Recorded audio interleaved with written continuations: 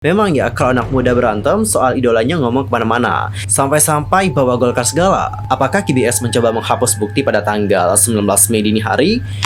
Hey yo, what's up guys? I'm Mr. Kim, welcome back to my YouTube channel. Nah guys, gimana kabarnya hari ini? Apakah kalian dalam kondisi yang baik-baik saja? Aku harapkan seperti itu ya.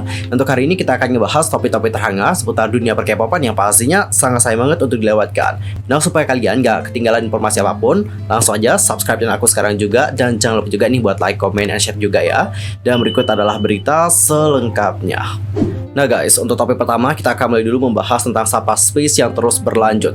Kali ini untuk Ketua Umum dari Partai Golkar itu sudah angkat suara mengenai hal tersebut, dikarenakan dalam space tersebut juga disebutkan telah membawa-bawa nama dari Partai Golkar. Media sosial Twitter memang sempat dihebohkan oleh Safa yang memuncaki trending topik Indonesia baru-baru ini.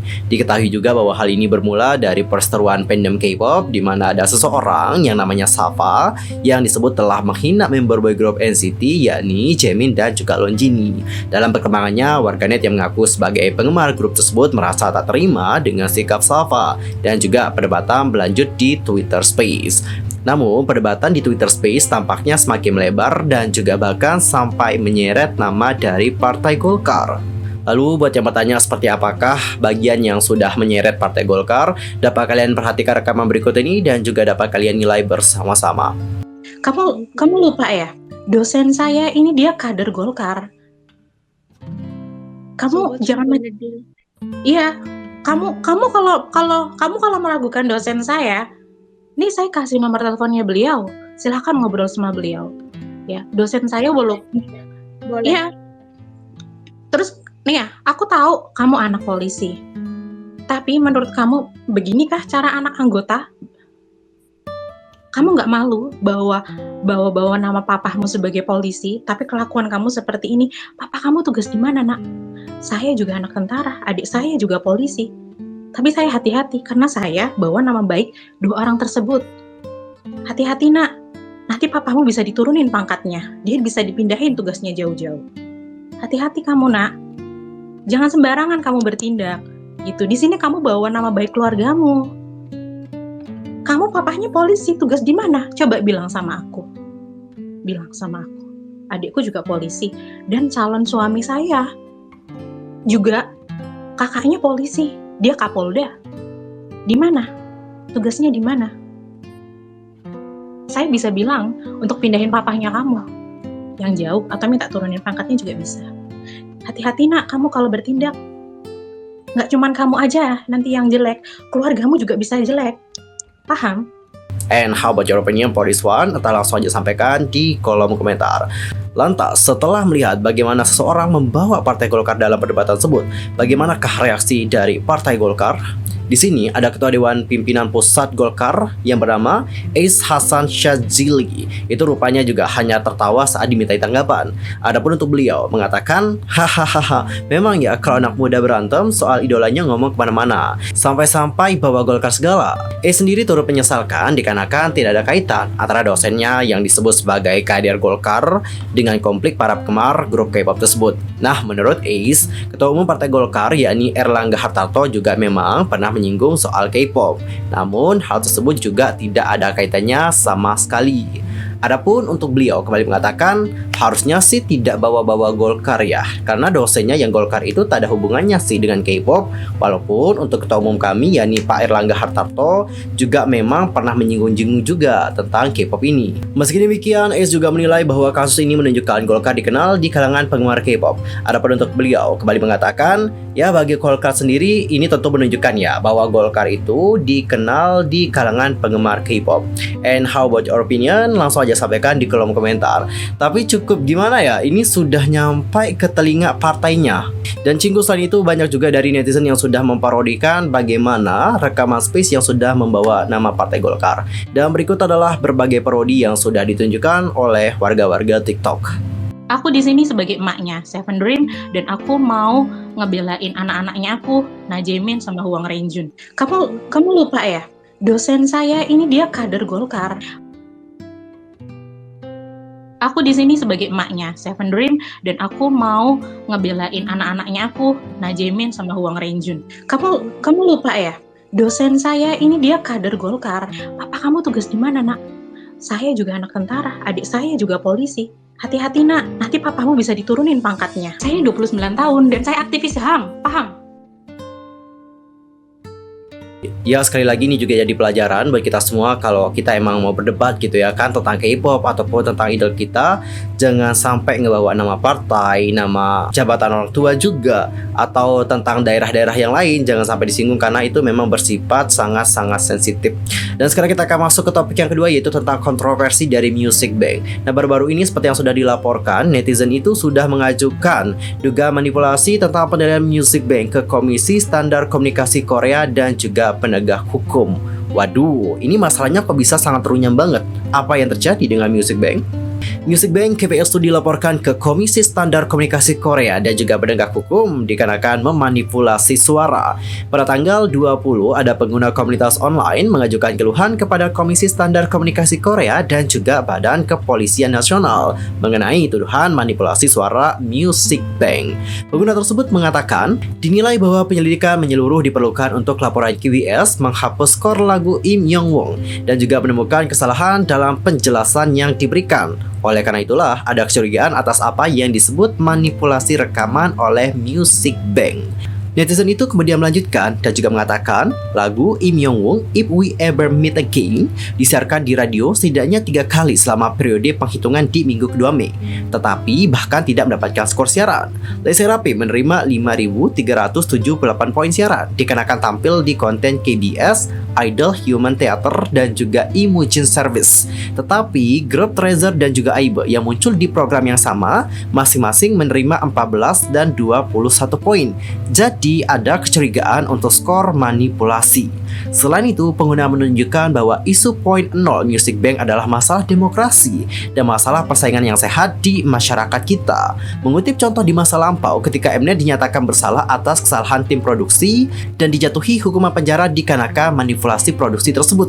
Menurut laporan nasional, biasanya dibutuhkan 2-3 hari untuk menerima pengaduan perdata untuk diserahkan ke departemen yang bertanggung jawab di dalam Badan Kepolisian Nasional.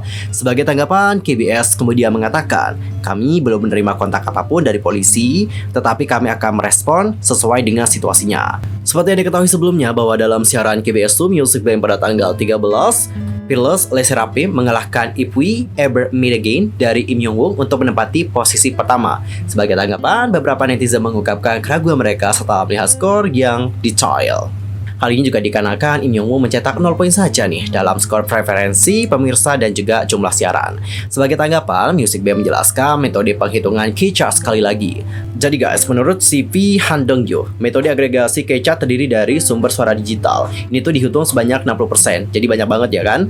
Lalu ada juga jumlah siaran 20%, berikutnya adalah preferensi pemirsa hanya 10%, lalu ada juga penilaian dari album sebanyak 5%, dan juga ada media sosial sebanyak 5% saja. Nah, untuk skor siaran itu adalah skor yang ditambahkan dengan jumlah penampilan di program TV, konten digital, dan juga program radio yang sudah diproduksi oleh KBS, termasuk untuk program hiburan web YouTube KBS. Jadi itu juga kayak nambah nilai plus gitu loh guys untuk nilainya, begitu. Dia kemudian terus menjelaskan bahwa periode penilaian itu adalah dari tanggal 2 sampai tanggal 8 Mei. Dan untuk lagu dari Im Young Won itu hanya diputar di acara radio KBS. Dan menanggapi poin kontradiksi, Music Bank juga menjelaskan lagi bahwa untuk skor siaran radio dihitung untuk 7 program KBS Cool FM. Dan kami juga menginformasikan bahwa program selain 7 program tersebut tidak termasuk dalam penghitungan skor. Wah, makin rumit saja ya permasalahan ini. Dan apakah kalian tahu sebelumnya bahwa sebelum ada netizen yang melaporkan, di sini Dispatch itu sampai turun tangan dan juga menyelidiki apa yang terjadi di dalamnya. Adapun untuk Dispatch mengatakan seperti ini, coba kita baca bagaimana pernyataan dari Dispatch. Kami tidak menerima jawaban langsung mengapa Im Young Won menerima nilai 0 untuk skor siaran mereka. Ketika ditanya bagaimana skor siaran dihitung, yang kami dengar sih hanyalah bahwa kami tidak mengetahui informasi tersebut. Lalu kemudian Dispatch bertanya lagi nih, apakah benar untuk lagu Im Young Woong If We Ever Meet Again tidak pernah diputar di siaran KBS antara tanggal 2 Mei dan juga tanggal 8 Mei. Nah, pihak Music BM mengatakan, kami pikir itu aneh juga ya. Tetapi setelah kami periksa, kami juga dapat mengatakan bahwa lagu barunya memang belum diputar. Nah, untuk Dispatch itu kemudian memutuskan nih untuk mencari tahu sendiri apakah ini benar. Lalu outlet media sesuai dengan reputasinya menemukan bahwa pada tanggal 4 Mei, Im Young Woong sudah ada di daftar putar di radio KBS FM. Lalu kemudian Dispatch mengatakan seperti ini, pada tanggal 18 Mei, tepatnya adalah pukul 11 malam, kami akhirnya menemukan bahwa lagu tersebut di playlist untuk Solena Eunbam KBS pada tanggal 4 Mei. Namun, yang aneh di sini adalah ternyata untuk keesokan harinya, ketika Dispatch kembali ke halaman beranda acara radio, mereka menemukan sesuatu yang menarik. Jadi guys, pada tanggal 19 Mei, Dispatch itu kan kembali nih ke beranda dari Solena Eunbam. Tetapi ada yang aneh, tidak peduli seberapa keras mereka mencari lagunya, mereka tidak dapat menemukan If We Ever Meet Again milik Im Young Woong. Lagu tersebut ternyata sudah tidak ada lagi di playlist tersebut. One more time, ini bukan aku yang ngomong, tapi ini adalah Dispatch yang ngomong. Aku hanya membacakan bagaimana pernyataan dari pihak Dispatch. Jadi nanti jangan salah paham ya sama aku, oke? Lalu kemudian Dispatch mengatakan, haruskah kita melihat acara radio dengan Kim Hae-young? Lagu itu ada loh di daftar putar pada tanggal 7 Mei hingga pada tanggal 18 Mei pukul 11 malam. Namun daftar putar berubah menjadi Cinderella. Begitu mencapai 12 itu menghilang. Saat ini playlist with Kim Hae-young tidak dapat ditemukan. Dispatch itu kemudian menemukan bahwa acara lain juga ternyata menutupi daftar putar mereka. Adapun itu Dispatch dalam pernyataan lengkapnya seperti ini, 100 lagu Im Bae-chun, Im Young Woong If We Ever Meet Again ada di daftar putar hingga pada tanggal 18 Mei malam. Hanya untuk menghilang pada tanggal 19 Mei, bagaimana Anda menjelaskan fenomena yang satu ini? Oh my god, jadi penuh rahasia juga ya. Lanjut kita baca lagi bagaimana statementnya Dispatch. Nah, pada pagi hari tanggal 19 Mei, kami menemukan sesuatu yang aneh. Daftar putar untuk 100 lagu Solena Eunbam dan juga Im Bae-chun itu muncul kembali. Dan kami bisa bertemu lagi dengan lagu Im Young Woong If We Ever Meet Again lagi. Dispatch kemudian bertanya kepada KBS tentang hilangnya Im Young Woong dan juga kemudian tentang kelahiran kembali. Kelahiran kembali alias muncul kembali ya di daftar playlist. Adapun untuk KBS, seperti pernyataan Dispatch, mereka tidak dapat mengkonfirmasi siapa yang menjalankan beranda tersebut. Mereka juga menyatakan akan kembali kepada kami setelah mengetahuinya dan hingga sekarang kami juga belum mendengar kabar lagi dari mereka. Dispatch melanjutkan, mungkin nggak sih pada tanggal 18 Mei, KBS itu sadar bahwa lagu itu sebenarnya dimainkan. Apakah KBS mencoba menghapus bukti pada tanggal 19 Mei dini hari yang menyebabkan KBS takut akan serangan balasan pada awal tanggal 19 Mei? Dan dikarenakan itu, mengapa mereka mengembalikan daftar putar pada pagi hari tanggal 19 Mei? I don't know too. Dan guys, sejak itulah KBS juga ngungkapin bahwa mereka menggunakan pemutaran radio di 7 stadion KBS Cool FM untuk menghitung skor siaran. Namun, KBS telah menyatakan bahwa mereka tidak dapat memberikan nama acara radio tersebut. Sejak itulah Dispatch menyatakan bahwa mereka sedang mencari apa radio rahasia ini untuk artikel lain. Namun, mereka menyatakan apa yang mereka pikirkan tentang skor siaran KBS dari penyelidikan mereka sejauh ini. And this statement dari Dispatch again. Dispatch telah melihat ke dalam 7 acara radio yang disembunyikan oleh KBS ini, dan kami juga bingung sih dengan apa yang kami temukan. Tampaknya ya, untuk skor siaran mereka tidak terlalu penting sama sekali, kecuali jika lagu tersebut memenuhi kriteria tertentu. Well, kesimpulannya adalah nanti mari kita tunggu saja bagaimana hasil penyelidikan dari pihak kepolisian, karena memang sudah ada yang melaporkan seperti itu, pasti nanti akan diselidiki. Apalagi di sini pihak Dispatch itu sampai campur tangan. Biasanya kalau Dispatch sudah ikut campur tangan, berarti memang sudah ada yang tidak beres di sini. And how about your opinion for this one? Entah langsung aja sampaikan di kolom komentar. Well guys, sekian aja untuk hari ini. I'm Yusuf Kim pamit. Aku mohon maaf kalau ada kesalahan nih, baik dalam ucapan, sikap, tindakan, dan sebagainya. I'm so sorry banget. Dan ya, mungkin ada kesalahan informasi, tolong koreksi aku dengan cara komen di bawah. See you next time di video berikutnya. Thanks for watching. Annyeong, kamsahamnida. Goodbye.